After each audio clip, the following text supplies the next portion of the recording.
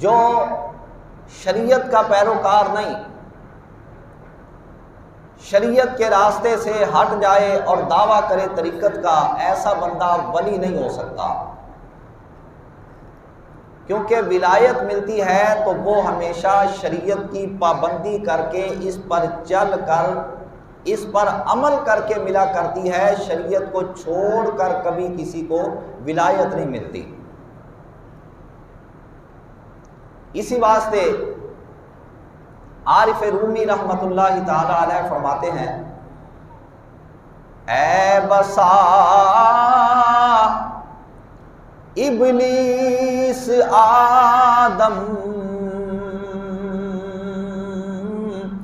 روے ہست،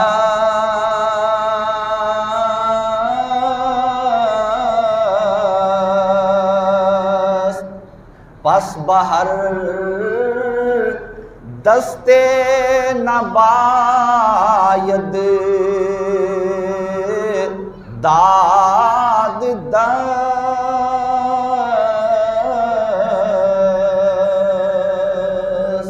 آپ فرماتے ہیں کہ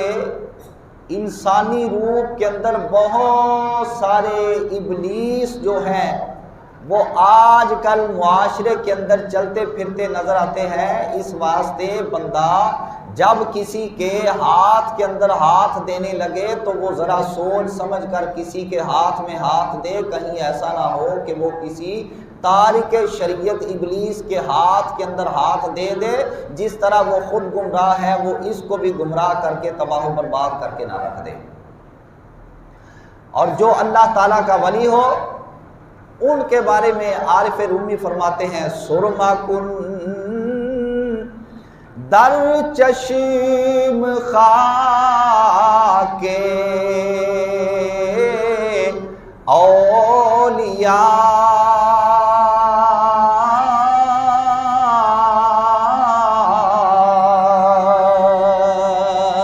تاب بینی ابتدا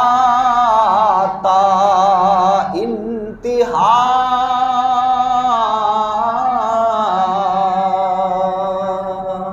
مفہوم اس کا یہ ہے، فرماتے ہیں کہ جو اللہ تعالیٰ کا کامل ولی ہو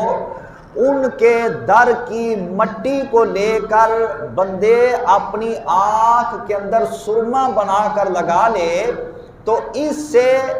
رب تعالیٰ تیری آنکھ کو اس طرح روشن کرے گا، تجھ کو رب تعالیٰ وہ نور عطا کر دے گا کہ تجھ کو وہ کچھ نظر آنے لگے گا جو عام بندہ نہیں دیکھ سکتا۔